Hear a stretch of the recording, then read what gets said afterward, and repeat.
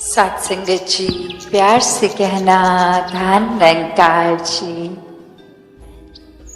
चंडीगढ़ के इस मैदान में आज ये सत्संग में जैसे हर एक ने ये अपने मन के भाव रखे कि जीवन में हर एक चीज़ जहाँ उसकी महत्वता है, चाहे वो संसार को ही देख लें कि ये कुदरत इतनी खूबसूरत, हर एक चीज़ों का एक अपना काम है। जैसे ये पेड़ पौधे, ये ऑक्सीजन से जुड़ी बात, और कैसे संसार की हर एक चीज़ अपने एक पर्पस को सॉल्व कर रही है।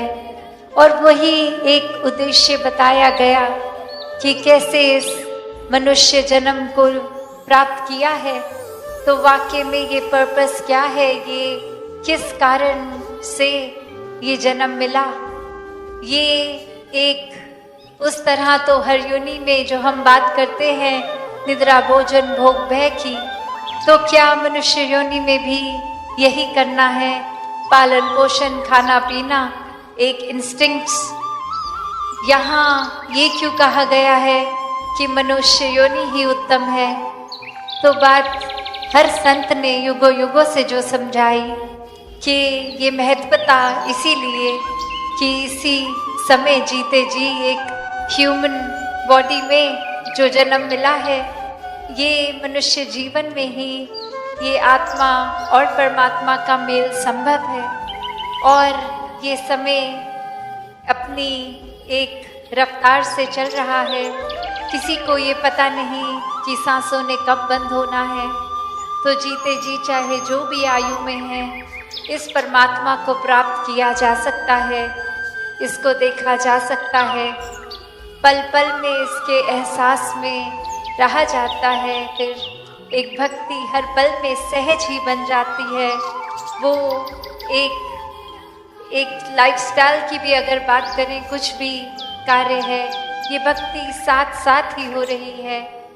तो ब्रह्म ज्ञान हर एक समय से ये निराकार की पहचान वो एक इंसान अगर अपने जीवन में कर लेता है, तो समझ आ जाती है कि ये फासला जो पहले एक ख्याल में एक हाइपोथेटिकली लगता था कि परमात्मा तो कहाँ है, कहाँ, कोई किसी दिशा में, कोई आसमानों में, कोई कहीं अपनी कन्वीनियंस अपने एक ख्यालों के अनुसार बता देता। तो ये ब्रह्म ज्ञान भ्रमों को तोड़ के एक सच्चाई से कि ये निराकार जो हमेशा से सत्य था, सत्य है, सत्य रहेगा, इसमें कोई फेरबदल नहीं है। ये बढ़ता घटता नहीं, ये जलता बुझता नहीं। और ये परिभाषा कोई भी धर्म ग्रंथ चाहे उठा लें, तो इस सच्चाई, इस परमात्मा की जो बताई गई, तो बात वही कि ये ब्रह्म ज्ञान जीवन में वाकई ही वो सच है, ये निराकार सच है। और ये निराकार के साथ जुड़कर ये जीते जी जीवन मुक्ति की बात है। फिर उस समय का इंतज़ार नहीं कि मौत कब आएगी और ये आंखें बंद होने के बाद वो ट्रांजिशन कि इस दुनिया और उस दुनिया में जाकर कुछ वो फिर फर्क आएगा। ये इस समय भी मुक्ति है, इसके बाद भी मुक्ति है। तो ब्रह्म ज्ञान सिर्फ लेकर ही नहीं, एक ब्रह्म ज्ञान पे चलने की विशेषता है। संतों ने ऐसे ही अपने जीवन को जिया है हमेशा से, चाहे कोई भी युग हो, कोई भी परिस्थिति हो। संतों ने यही सिखाया कि जीवन तो कभी भी आसान नहीं रहा। कोई भी दुनिया में इंसान से पूछ लें तो कोई ना कोई प्रॉब्लम, कोई कष्ट किसी भी तरह का, किसी के चाहे तन का रोग होगा, किसी की आर्थिक अवस्था का होगा, किसी को एक दिमागी कोई बेचैनी होगी, किसी का मन भारी होगा, कुछ ना कुछ तो ये हर एक के साथ ये संसार में है। तो कोई चीज़ हर कोई गिनवा देगा। तो संतों ने यही सिखाया कि परिस्थितियों से भागना नहीं है, एक एस्केपिस्ट नहीं बनना।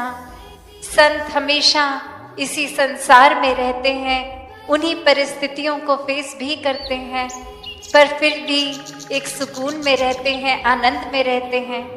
संतों के लिए कुछ एक चीज़ बदलती नहीं है। जो कष्ट एक अगर उस इंसान में भी है जो अभिमानी है, वो ही हो सकता है शारीरिक पीड़ा किसी संत के भी शरीर में हो, पर फर्क यही आता है कि ये ज्ञानी और अज्ञानी में, कि कैसे अज्ञानी तो फिर परमात्मा को ही कोसता है कि ये कष्ट क्यों हमारे हिस्से आ रहा है, ये ठीक नहीं हो रहा। और वही ज्ञानी शुक्राने भाव में रहते हैं कि शुक्र है अभी ये कष्ट इतना नहीं है, ये कोई पीड़ा इतनी नहीं है। और शुक्र है परमात्मा का कि अगर आपने ये सही समझा तो ही दिया। ये कष्ट पता नहीं कैसे, पर बहुत ज़रूरी होगा हमें एक्सपीरियंस करना, इसको गो थ्रू करना। तो एक कभी भी मन में कंप्लेंट्स या कोसने वाला स्वभाव तो संतों का रहा नहीं। संतों ने यही समझाया है कि ये शरीर हमारी असली पहचान तो है नहीं। कोई शारीरिक दुख सुख है तो जब तक जीवन है तभी रहेगा। एक कभी भी भक्तों की अरदास ये नहीं रही कि संसारिक सुख मिले। भक्तों ने हमेशा आध्यात्मिक बात करी है, अध्यात्म की, आत्मा की, कि ये आत्मा का जिस तरह इस ब्रह्म ज्ञान से हमारा कल्याण हो गया, सभी का वैसा हो, सभी ठंडक प्राप्त करें। तो ये पहचान संतों ने यही बताई कि शरीर ही सच नहीं है हमारा। ये आत्मा ने तो अनेकों बार अलग अलग योनियों में, कभी जानवर बन के, कभी किसी और तरह एक शरीर को बदला है। ठीक उसी तरह जैसे हम हर दिन वस्त्र बदल लेते हैं, तो एक वही बात कि ये आत्मा इस परमात्मा की अंश है। तो कैसे एक ये पहचान अपने असली रूप की हो, तो वही एक आसान तरीका कि जब इस परमात्मा को जान लेंगे तो अपनी पहचान खुद ब खुद हो जाती है कि ये परमात्मा है और इसी से हम आए हैं, इसी में रह रहे हैं और इसी में वापस एक में खोना है। फिर कोई भेदभाव औरों के साथ भी नहीं। एक फर्क जो सामाजिक रूप में या बचपन से लेके बड़े होने तक का एक जो शिक्षा मिली, उससे हमने कोई विचारधारणा बना ली अपनी कि ऐसा है कि हम किसी एक विशेष जगह में निवास करते हैं तो हम ये हो गए, ये हमारी आइडेंटिटी हो गई, ये पहचान हो गई। हमारी चमड़ी का रंग ऐसा है तो ये है हमारी पहचान, हमारी बोली भाषा ऐसी है तो ये हो गई। तो ये तो एक संसारिक बात है। भक्तों ने कभी भी खुद को ऐसी छोटी बातों में इतना नैरो माइंडेड होके उलझाया नहीं है। ये बहुत ही क्लियर होके, स्पष्ट होके भक्तों ने समझा है कि ये ऊपरी ये सब चीज़ें हैं, चाहे एक वस्त्र हो, चमड़ी का रंग हो, पर अंदर से ये आत्मा तो परमात्मा का ही अंश है और सभी में है। तो कोई जाति पाति का फर्क नहीं किया गया, वो एक समान हर एक को पूजनीय माना गया। एक आधार नफरत का नहीं लिया गया, आधार सिर्फ और सिर्फ प्यार का और हर एक के लिए करुणा भाव का, कि हर एक का ही उद्धार हो, ये प्रोग्रेस करे, हर कोई अपनी सोच में विस्तार करे। भक्तों ने तो हर समय ऐसी ही शिक्षा दी है कि कैसे एक जीवन में वाकई ही अपनी असली पहचान की जाए। और वो पहचान करने का अगर हम क्या फ़ायदा सोचें तो यही है कि भ्रमों से मुक्ति हो जाती है। एक फिर भाव मन के ऐसे ही रहते हैं कि जीते जी भी हम छोटी सोच में नहीं फंसते। एक बहुत ही सहज होता है फिर जीवन। एक कहीं पे भी हमारी दिलचस्पी फिर ऐसी नहीं होती कि किसी की बुराई सी सुनते रहें। कहीं आग लगी है, चिंगारी है, तो उसको और बढ़ावा देके आग बनाएं। एक पानी से वो आग बुझाने का ही प्रयत्न रहेगा।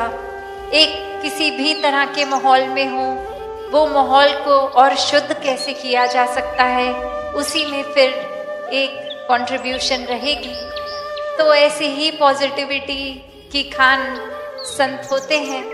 और ये ब्रह्म ज्ञान एक जो वाक्य ही समझ लें, उनका जीवन फिर ऐसा ही हो जाता है। और किस तरह से, जैसे एक कहानी का आधार लेके दासी एक बात रखना चाहेगी कि इस कहानी में एक इंसान कहीं किसी दूसरी शहर में जा रहा है और अचानक से रात हो गई और वहाँ तक अभी पहुँच नहीं पाए। तो एक ढूंढना शुरू किया कि कोई एक चाहे होटल मिल जाए, कुछ मिल जाए कि रात का गुजरान हो जाए किसी छत के नीचे। और फिर ये भाव की सुबह फिर अपनी यात्रा को कंटिन्यू कर लेंगे। और अब थोड़े एक जगह से दूसरी जगह ढूंढा गया, पर एक जगह कोई खाली कमरा नहीं मिल पाया। और वो एक फाइनली जगह मिली, पर उसमें उनको कहा गया कि ये कमरे में एक और इंसान ऑलरेडी है इसमें, तो आपको अकेला अपने लिए तो कमरा नहीं मिल सकता। अगर मंजूर है तो उसके साथ शेयर करना पड़ेगा।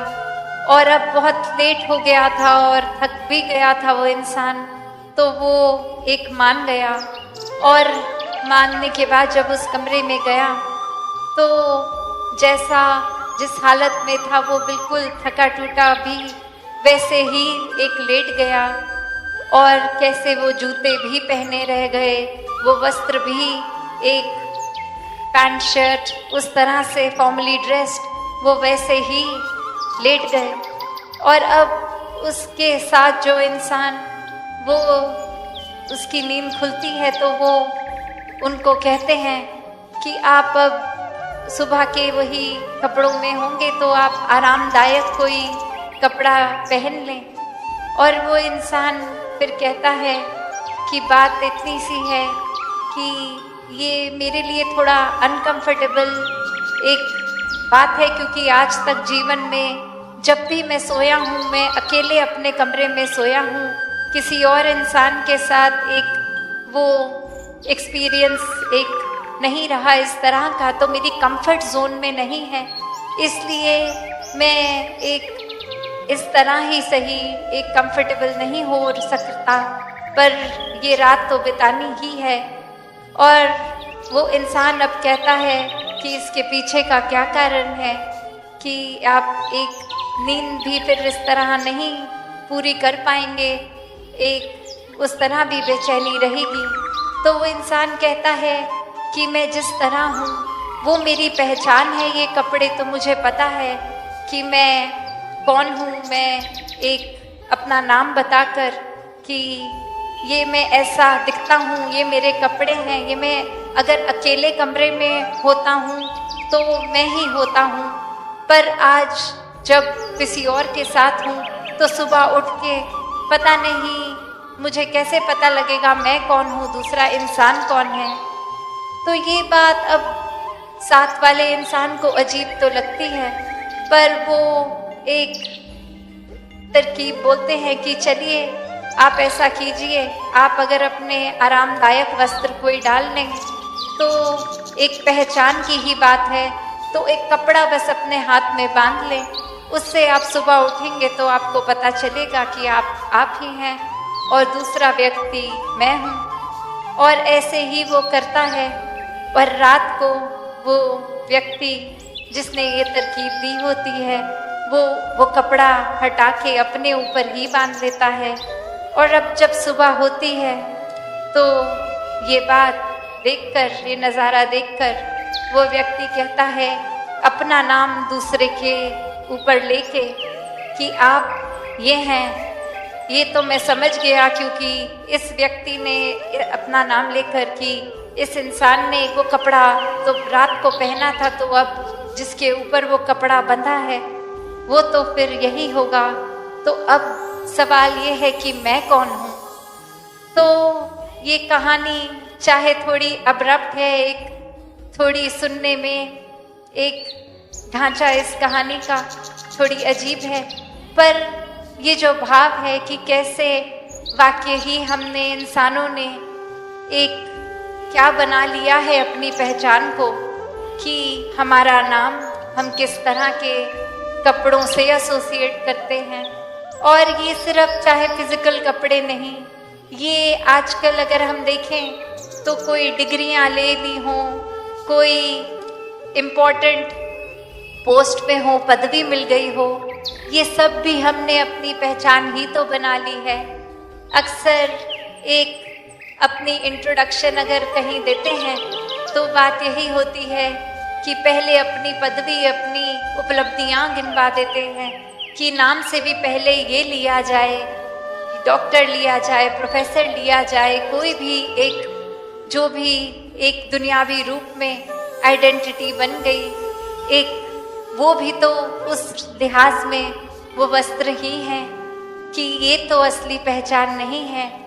कैसे एक समझ की बात है कि वाक्य में असली पहचान तो फिर यही है कि धीरे धीरे अगर हम सोचें कि क्या रह जाएगा, ये जब वस्त्र को भी एक बार ये बात हटा दें, चमड़ी को भी हटा दें, ये हड्डियों को, ये ऑर्गन्स को, तो क्या ही बच रहा है।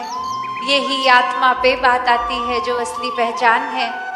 तो ये हर एक ने अपने एक भावों में समझाया, चाहे वो बुल्ला जी की बात हो, वो अक्सर अपने ही किसी न किसी एक बात में समझाते थे कि बुल्ला ही जाना मैं कौन हूँ। तो वो एक क्या जानते नहीं थे कि उनका नाम क्या है, वो क्या अपने शरीर की पहचान नहीं जानते थे, शीशे में तो देखते ही होंगे खुद को। तो फिर ये क्या बात आ गई कि उनको कहना पड़ा कि कौन है, ये असली आइडेंटिटी की बात हो रही थी। मन तू ज्योत स्वरूप है, अपना मूल पहचान वाली बात कि वाक्य में क्या है, और ये जीवन में ये सामाजिक रूप हो या कोई भी भ्रम के कारण जो ये रूप के ऊपर ये पर्दे पड़ते जा रहे हैं, ये भ्रमों में, उलझनों में इंसान फंसता जा रहा है, तो उससे हट के वापस अपने असली रूप को ही अपनाना है। ये परमात्मा का अंश है तो परमात्मा जैसा बनना है। एक वही भाव कि कैसे हमने अपने अगर एक डेफिनेशन में जाएं तो कैसे ये परमात्मा हर चीज़ में है जो ये माया रूप है, और फिर भी ये माया से ऊपर है।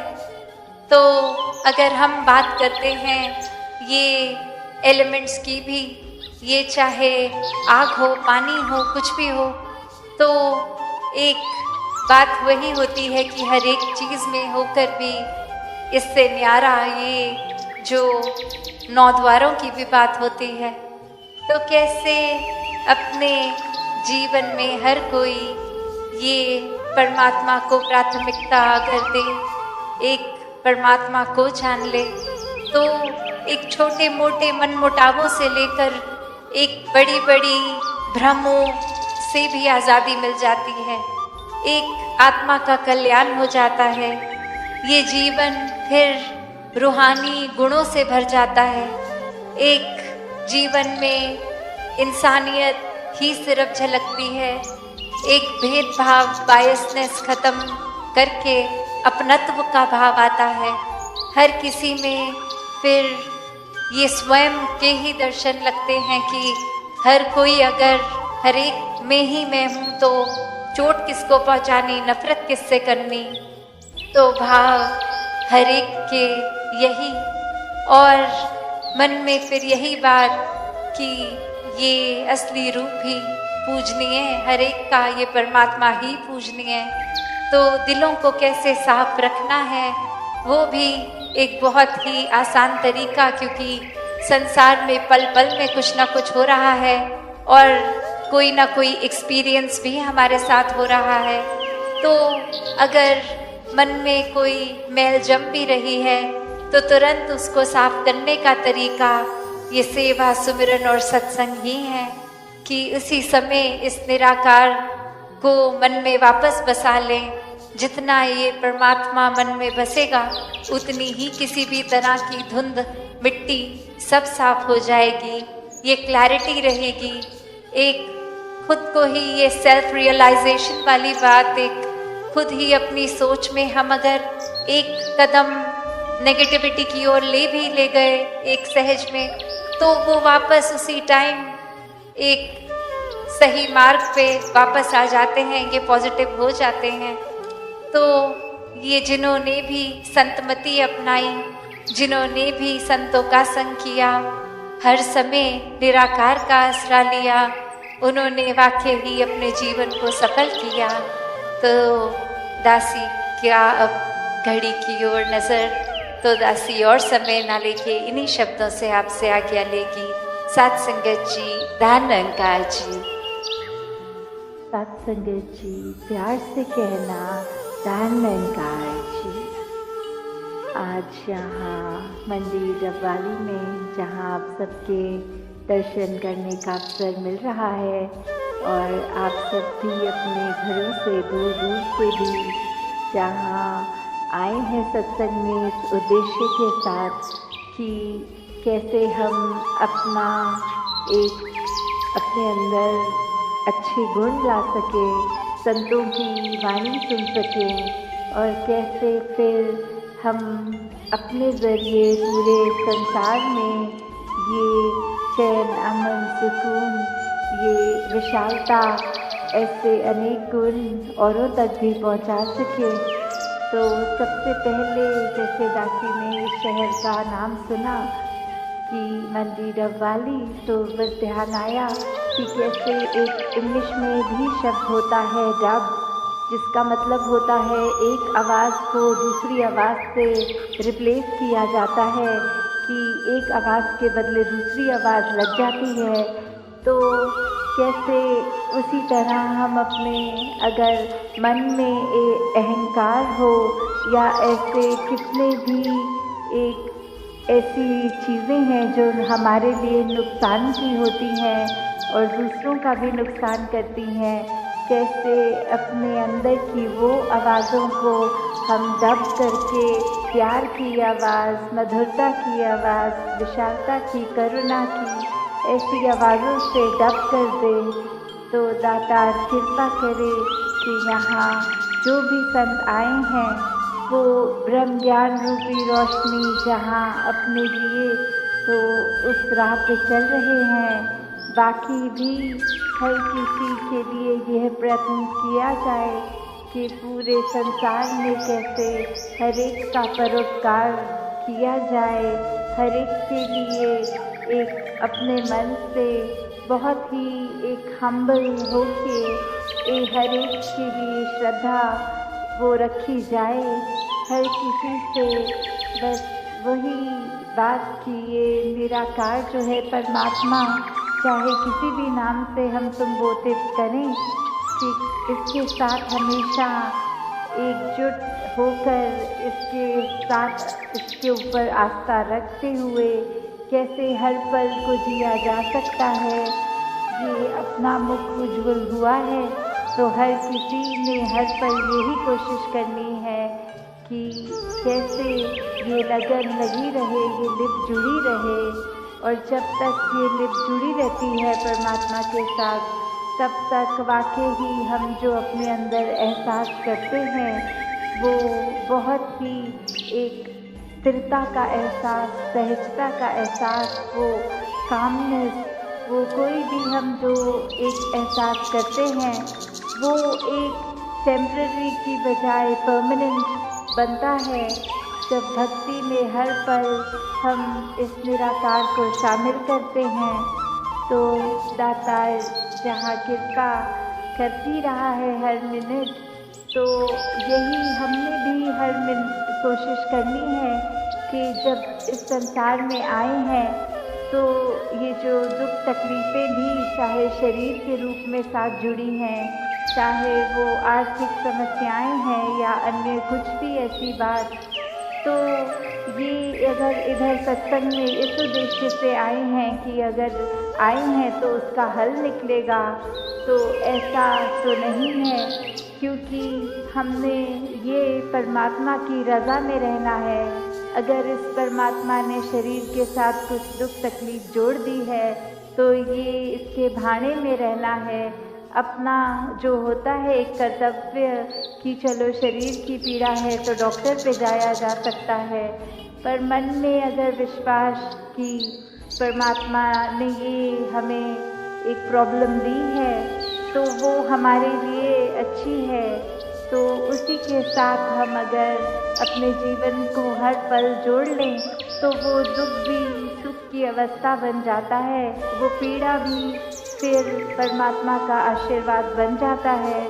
तो कैसे हम अगर अपनी भक्ति को अपनी इच्छाओं से जोड़ लेते हैं कि कुछ ऐसा करेंगे तो जीवन में कुछ सुधार होगा, तो फिर वो भक्ति एक प्रेमा भक्ति नहीं है, फिर तो ये कोई हम सौदा कर रहे हैं इस दातार के साथ कि कुछ अच्छा करो ताकि हम आपकी ये यशोगान करें।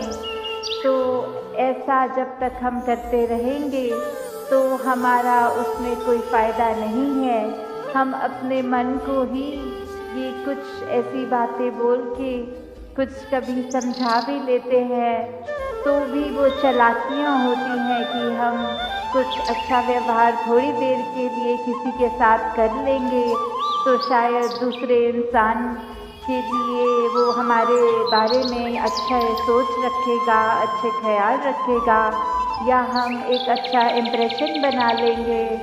तो बात सिर्फ कुछ पलों की नहीं है, ये तो जीवन में कैसे हर समय हम अच्छी सोच रख सकें। और वही बात जैसे एक सूर्य की किरण होती है, सिर्फ एक किरण भी युगों युगों का अंधेरा दूर कर देती है, वैसे ही हम अगर अपने अंदर अगर कुछ नेगेटिव ख्याल आते हैं, कोई नेगेटिव आदतें हैं, तो उसको सुधारने के लिए सिर्फ एक ये जो पॉजिटिव ख्याल लाना, सिर्फ परमात्मा के साथ अपने मन को ही जोड़ लेना, वो ही हम फिर ऑब्ज़र्व भी करेंगे खुद में कि कैसे वो हमारी बुरी आदतें भी सुधरने लग गई हैं, कैसे फिर एक कॉन्शियस एफर्ट जब डलता है तो एक हर पल हम अपने आप को निखारते चले जाते हैं। इस परमात्मा ने तो हमें सारे ही गुणों से नवाजा हुआ है, बस हमको हमारे ऊपर डिपेंड करता है कि हम कौन से गुण को एक प्राथमिकता देते हैं, या हम अवगुणों को दे रहे हैं या सुगुणों को दे रहे हैं। तो वो कॉन्शियस डिसीजन, वो चॉइस हमारी होती है। और भक्त तो हमेशा ही चेतन होते हैं, तो हमेशा ये जो ऐसे सच्चाई का मार्ग भक्त चुनते हैं, तो सभी ने जहाँ छोटी छोटी बातों से भी उनके जीवन में ये दिशा दिखती है कि कैसे अगर हम कहीं कमरे में हैं, कोई रूम से बाहर निकल रहे हैं तो वो स्विचेस ऑफ कर दी जाए, या फिर जब कोई पानी का इस्तेमाल हो रहा है तो इस्तेमाल से अधिक वो वेस्ट नहीं करना। जब ऐसी छोटी छोटी चीज़ों पे भी हम ध्यान देते हैं तो वो वाकई ही चाहे कितना भी छोटा एक कदम हो, पर वो सिर्फ एक छोटी दायरे तक नहीं रह जाता, वो हमने अपनी सेवा कर दी पूरे संसार के लिए। तो कैसे हर पल अगर हम सोचें कि सेवा सिर्फ सत्संग से जुड़ी हुई नहीं है, हम कभी भी हर पल सुमिरन भी कर सकते हैं। जब भी दातार के साथ अपना नाता जोड़ना है तो सुमिरन कर लिया, सेवा पूरा दिन कर सकते हैं। और जब भी अवसर मिले सत्संग में आते हैं तो महात्माओं के वचन सुनने को भी जहाँ मिलते हैं वहाँ फिर एक उनकी चाहे कोई भी आयु हो, चाहे माध्यम कुछ भी लिया गया, जैसे आज भी सत्संग में आपने देखा बच्चे ने भी बोला, बुजुर्ग ने भी बोला, और चाहे वो गीत रूप हो, चाहे कविता रूप थी, चाहे स्पीच के रूप में, सबने एक मन से यही परमात्मा का जिक्र किया कि ये ब्रह्म ज्ञान द्वारा परमात्मा पाया जा सकता है, इसको रूबरू देखा जा सकता है और अपने मन में इसका एहसास हर समय किया जा सकता है। तो जब ये सब हम इस राह पर चलते हैं तो फिर वाकई ही एक हमारा जीवन परोपकारी बन जाता है। ये कुछ दिखावे से नहीं पर एक हमारे अंदर से ही ये जो लौ है वो एक जलती चाहती है, और ये लौ से कोई भटके हुए हैं तो उनको भी हम आगे रास्ता दिखा सकते हैं। तो ऐसे ही हमने ये हमेशा कोशिश करनी है कि अगर हम भक्ति कर रहे हैं तो वो एक सही उद्देश्य से की जाए, कोई मांग इच्छा उसके ऊपर फोकस करके नहीं रखनी, पर सिर्फ इस परमात्मा का हर पल शुक्राना और ये प्रेम कि जो है इस दातार का ही दिया है, और हर हाल में शुक्राना कि ये बहुत ही अच्छा हर चीज़ से नवाजा है। तो जब ऐसे मन में भाव होते हैं तो वाकई ही सिर्फ और सिर्फ प्यार दिल से निकलता है, और हम सबको यही कोशिश हर समय करनी है कि स्वयं पहले प्यार बने। जब हम खुद ही प्यार बन जाएंगे तो फिर ये प्यार आगे बांटना भी बहुत आसान हो जाता है।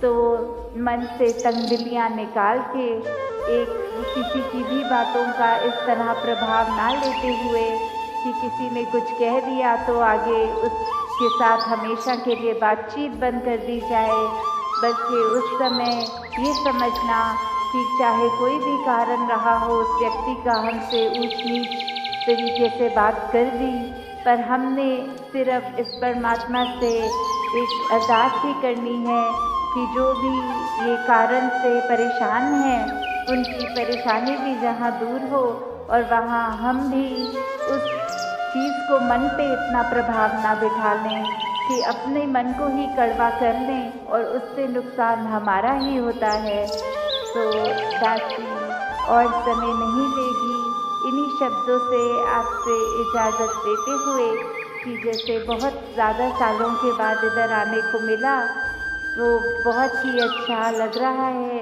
कि आप सब इतने प्यार से, अब चाहे कितनी इनकन्वीनियंस भी हुई होगी महापुरुषों को दूर दूर से बसों में भी आने से, तो जहाँ फिर भी एक उद्देश्य जब सत्संग का रहा तो वो सफ़र भी सभी का आसान हो गया। तो दातार कृपा करे कि ऐसे ही सेवा का भाव, सत्संग का भाव, सुमिरन का भाव ये हर एक के मन में हमेशा रहे, और हम भक्ति को एक बहुत ही खूबसूरती के साथ करते हुए अपने जीवन को जीते चले जाएं। साथ संगत जी, धन निरंकार जी।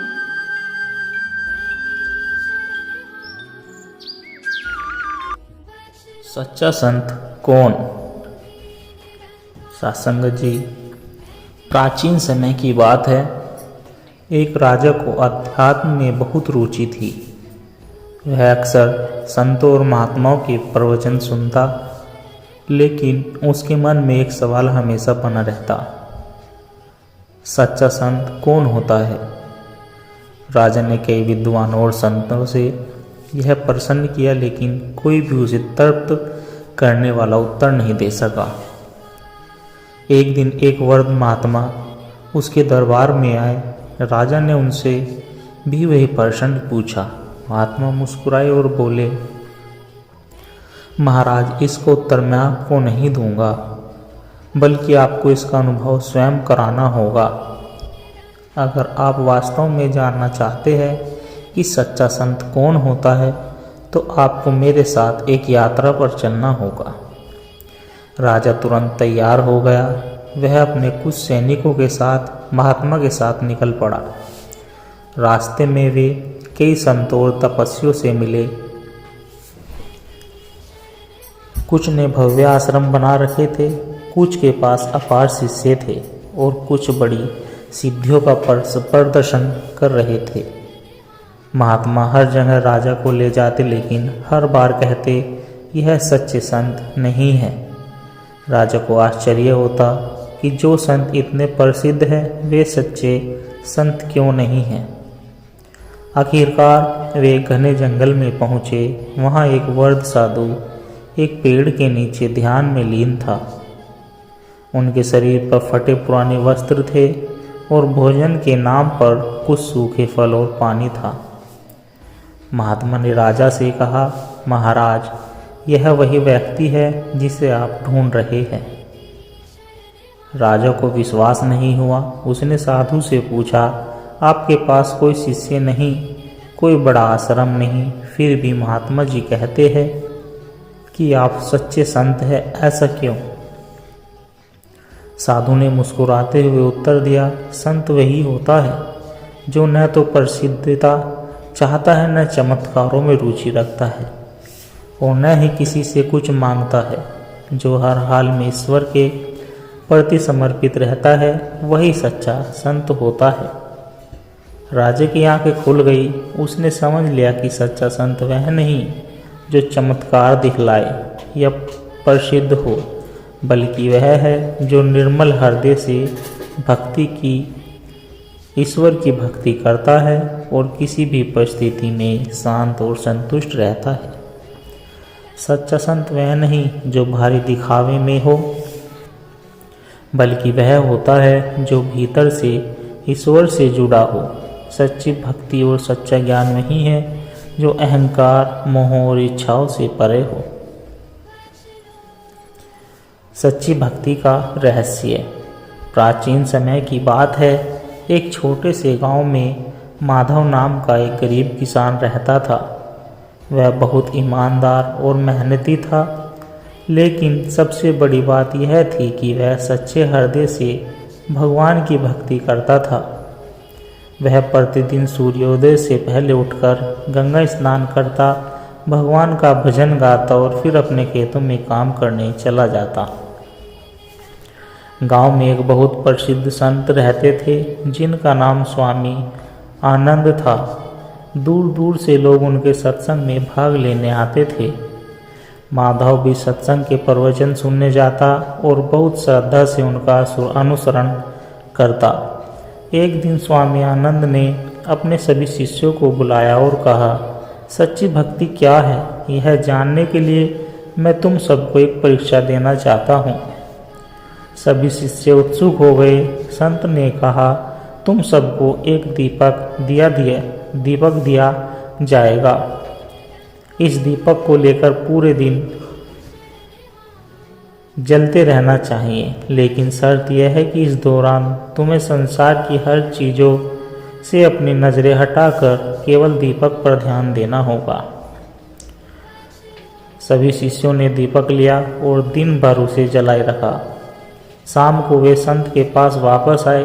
संत ने पूछा, बताओ आज के दिन में तुमने क्या अनुभव किया? पहले शिष्य ने कहा, गुरुदेव, मैंने पूरे दिन दीपक पर ध्यान रखा, लेकिन इस कारण मैं अपने काम नहीं कर सका। दूसरे शिष्य ने कहा, मेरा ध्यान दीपक पर ही था, इसलिए मैंने किसी से बात तक नहीं की। तीसरे शिष्य ने कहा, मैं दीपक को जलाए रखने में इतना व्यस्त था कि मैंने भोजन ही नहीं किया। अब संत ने माधव से पूछा, जो भीड़ में चुपचाप खड़ा था। माधव ने विनम्रता से उत्तर दिया, गुरुदेव, मैंने दीपक को जलते रहने दिया, लेकिन साथ ही अपने खेत में काम भी किया, लोगों की सहायता भी की और भगवान का स्मरण भी किया। संत मुस्कुराए और बोले, यही सच्ची भक्ति है। भक्ति का अर्थ यह नहीं कि तुम संसार छोड़ दो, बल्कि यह है कि तुम हर परिस्थिति में भगवान को याद रखो, उनके नाम का सुमिरन करो और अपने कर्तव्यों को भी निभाओ। सभी शिष्य माधव की भक्ति से प्रेरित हुए और समझ गए कि भक्ति का असली अर्थ केवल ध्यान लगाना नहीं, बल्कि हर कार्य को भगवान की सेवा समझकर करना है। सच्ची भक्ति वही है जिसमें हम अपने दैनिक कार्यों को ईश्वर का अर्पण मानकर करते हैं। केवल मंदिरों में जाकर पूजा करना ही भक्ति नहीं, बल्कि हर परिस्थिति में ईश्वर को याद रखना और अपने कर्तव्यों को निष्ठा से निभाना ही सच्ची भक्ति है। ईश्वर की सच्ची पहचान। प्राचीन समय की बात है, एक नगर में एक प्रसिद्ध संत रहते थे जिनका नाम स्वामी संदानंद था। वे बड़े ज्ञानी थे और उनकी दूर दूर तक ख्याति थी। उनके पास रोज सैकड़ों लोग प्रवचन सुनने आते थे। एक दिन एक जिज्ञासु युवक उनके पास आया और बोला, गुरुदेव, मैं बचपन से भगवान की पूजा कर रहा हूँ, लेकिन मुझे अब तक ईश्वर के वास्तविक स्वरूप का अनुभव नहीं हुआ। कृपया मुझे बताइए, ईश्वर कौन है और वे कैसे मिल सकते हैं। स्वामी संदानंद मुस्कुराए और बोले, वत्स, इस प्रश्न का उत्तर मैं तुम्हें दूंगा, लेकिन पहले तुम्हें एक कार्य करना होगा। युवक बोला, आज्ञा दे गुरुदेव। स्वामी जी ने उसे एक दीपक दिया और कहा, इस दीपक को लेकर पूरे नगर का चक्कर लगाओ, लेकिन ध्यान रहे दीपक की लौ बुझनी नहीं चाहिए। अगर लौ बुझ गई तो तुम्हारी परीक्षा असफल मानी जाएगी। युवक दीपक लेकर नगर की ओर निकल पड़ा। रास्ते में बहुत भीड़ थी। कई जगह लोग आपस में झगड़ रहे थे। कहीं बाजार में शोरगुल था तो कहीं उत्सव मनाया जा रहा था, लेकिन युवक का ध्यान सिर्फ दीपक पर था। उसने बड़ी सावधानी से दीपक को सुरक्षित रखते हुए पूरा नगर भ्रमण किया और अंततः संत के पास पहुंचा। स्वामी संदानंद ने पूछा, वत्स, क्या तुमने नगर का भ्रमण किया? युवक ने उत्तर दिया, हाँ गुरुदेव, मैंने पूरे नगर का चक्कर लगाया।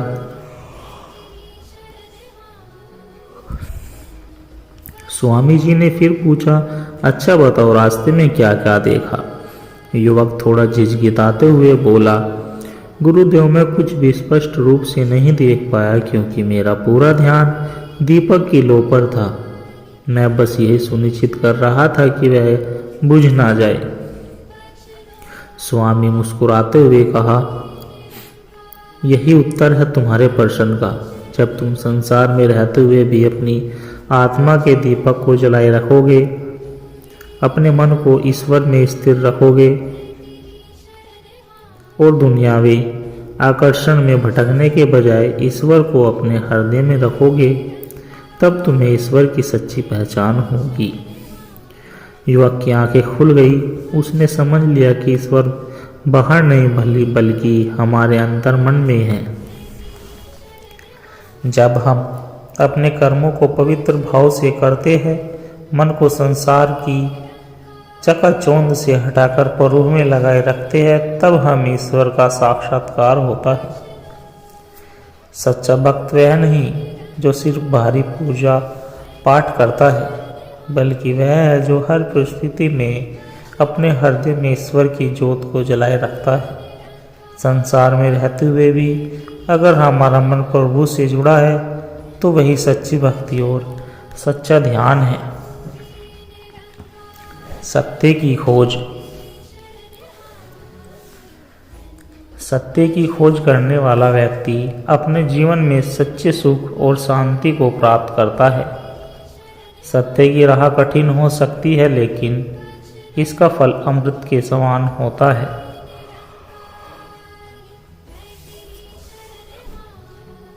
संतोषी सबसे बड़ा धन है। मनुष्य संसार के सुखों के पीछे भागता है, लेकिन असली सुख भीतर की शांति में है। संतोष ही वास्तविक संपत्ति है जो हमें आत्म सुख की अनुभूति कराती है। सच्ची भक्ति केवल पूजा पाठ तक सीमित नहीं है।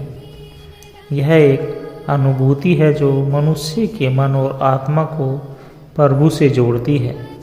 प्रेम, सेवा, करुणा और निस्वार्थता भक्ति के मुख्य उद्देश्य है। अहंकार का त्याग। अहंकार मनुष्य को अपने वास्तविक स्वरूप से दूर ले जाता है। जैसे पानी में सूर्य का प्रतिबिंब स्पष्ट दिखाई नहीं देता, जब जल शांत होता है, वैसे ही अहंकार मुक्त मन में परमात्मा का दर्शन संभव है। कर्म और भाग्य।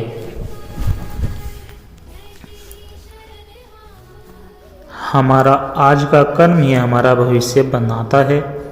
अच्छे कर्मों का फल निश्चित रूप से मिलता है, इसीलिए हमें सद्कर्मों का मार्ग अपनाना चाहिए। प्रेम और करुणा। प्रेम ही सृष्टि का आधार है। जब हम प्रेम और करुणा से दूसरों के साथ व्यवहार करते हैं, तब हम अपने भीतर ईश्वर को अनुभव करते हैं। ध्यान और साधना। ध्यान हमारे मन को एकाग्र करता है और हमें आंतरिक शक्ति प्रदान करता है। नियमित साधना से आत्मा की शुद्धि होती है और हम आत्मिक रूप से विकसित होते हैं।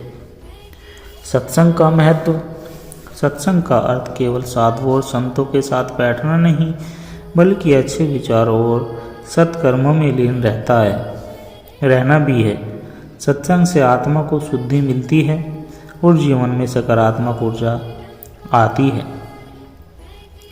मोह माया से मुक्ति। यह संसार नश्वर है और जो कुछ भी हमारे पास है वह केवल कुछ समय के लिए है।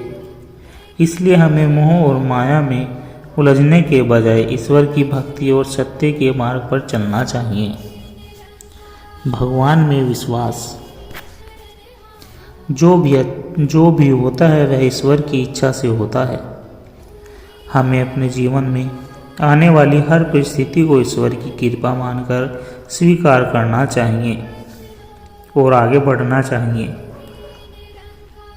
सत्संग के ये विचार हमें जीवन की सच्चाई का बोध कराते हैं और हमें आत्मिक शांति की ओर ले जाते हैं। सच्ची सफलता का रहस्य। गांव में एक किसान था जिसका नाम रामलाल था। वह मेहनती था, लेकिन उसके खेतों में उपज उतनी अच्छी नहीं होती थी जितनी उसके पड़ोसी के खेत में होती थी। वह हमेशा सोचता, मैं भी दिन रात मेहनत करता हूँ, फिर भी मेरे खेत में फसल अच्छी क्यों नहीं होती। एक दिन वह अपने गांव में सबसे बुद्धिमान व्यक्ति महात्मा जी के पास गया। अपनी परेशानी बताई। महात्मा जी ने मुस्कुराते हुए कहा, बेटा, सफलता केवल मेहनत से नहीं मिलती, सही दिशा में मेहनत करने से मिलती है। तुम्हें अपने तरीके में बदलाव लाने होगा। रामलाल ने विनम्रता से पूछा, महात्मा जी, मैं क्या कर सकता हूँ? महात्मा जी ने उसे कुछ बीज दिए और कहा, इन्हें सही तरीके से बो, समय पर पानी दो, खाद डालो और प्यार से देखभाल करो, लेकिन एक शर्त है, तुम्हें धैर्य रखना होगा। रामलाल ने महात्मा की बात मानी। उसने सावधानी पूर्वक बीज बोए, उनकी देखभाल की और ध्यानपूर्वक प्रतीक्षा की। पहले कुछ हफ्तों तक कुछ खास बदलाव नहीं दिखा, लेकिन धीरे धीरे उसके खेत में हरी भरी फसल उगने लगी। रामलाल बहुत खुश हुआ, लेकिन उसे समझ नहीं आया कि ऐसा कैसे हुआ। वह फिर से महात्मा जी के पास गया और पूछा, महात्मा जी, इस बार मेरी फसल इतनी अच्छी हुई? महात्मा जी ने उत्तर दिया, क्योंकि इस बार तुमने केवल मेहनत नहीं बल्कि सही विधि से मेहनत की। जब तुम्हारी सोच और तरीका सही नहीं होगा, तब तक तुम्हारी मेहनत का पूरा फल नहीं मिलेगा।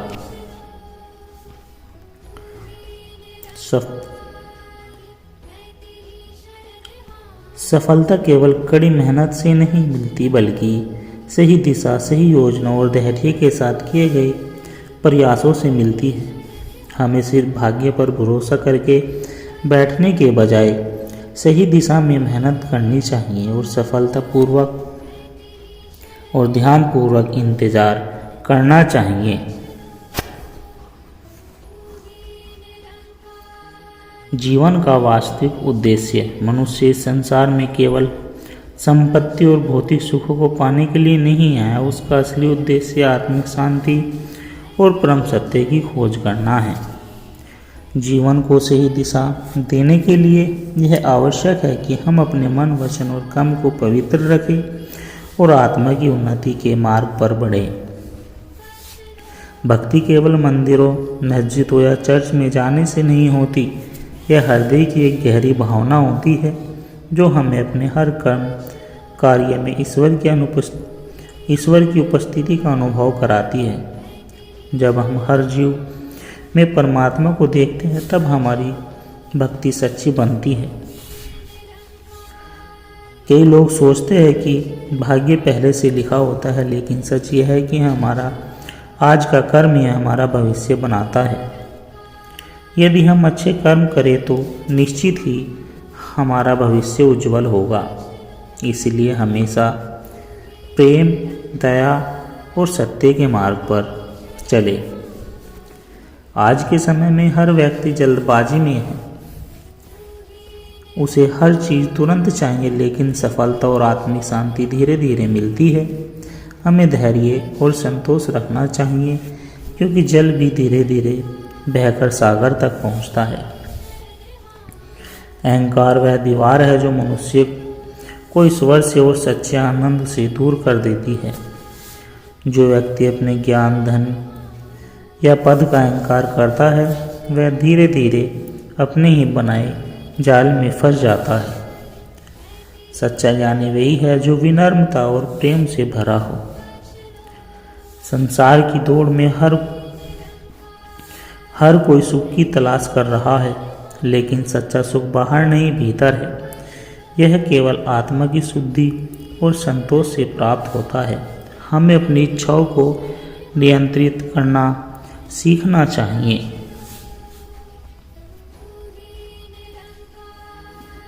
तभी हम वास्तविक आनंद को महसूस कर सकते हैं। जिस तरह दीपक पूरे कमरे को रोशन कर देता है, वैसे ही सत्संग हमारे जीवन और आत्मिक प्रवचनों से जुड़ते हैं तो हमारा मन शांत और शुद्ध रहता है। सफलता केवल धन, प्रसिद्धि से नहीं मापी जाती, बल्कि सच्ची सफलता वह है जिसमें हम अपनी आत्मा को जान सके, दूसरों की सेवा कर सके और अपने आप जीवन को एक उच्च उद्देश्य दे सके। मोह माया में फंसकर मनुष्य अपने वास्तविक स्वरूप को भूल जाता है। धन, प्रतिष्ठा और भौतिक वस्तुएं नश्वर है, लेकिन आत्मा अमर है। इसलिए सच्चा आनंद तभी मिलेगा जब हम स्वयं को इन बंधनों से मुक्त कर लेंगे और ईश्वर में मन लगाएंगे। मनुष्य अपने जीवन में कितना भी सफल हो जाए, लेकिन यदि उसके हृदय में प्रेम और करुणा नहीं है तो वह भीतर से खाली ही रहेगा। दूसरों की सहायता करना, प्रेम बांटना और करुणा का भाव रखना ही सच्चे जीवन की पहचान है। यदि हम इन विचारों को अपने जीवन में उतारे तो न केवल हमारा जीवन सुखमय बनेगा, बल्कि हम आत्मिक शांति और सच्ची सफलता प्राप्त कर सकेंगे। सत्संग, साधना और सद्कर्म ही हमारे मोक्ष की ओर ले जाते हैं। सत्संगत जी दास के द्वारा कहे गए प्रेरणादायक कहानी, विचार और सत्संग विचार आप जी को अच्छे लगे हो तो लाइक, कमेंट, शेयर ज़रूर कर दे और हमारे चैनल को भी सब्सक्राइब कर दे और दास को आशीर्वाद दे। आप जी के चरणों में हर रोज़ ऐसी ही प्रेरणादायक कहानी, विचार और सत्संग विचार लेकर आता रहूं। सत्संगत जी प्यार से कहना, धन निरंकार जी।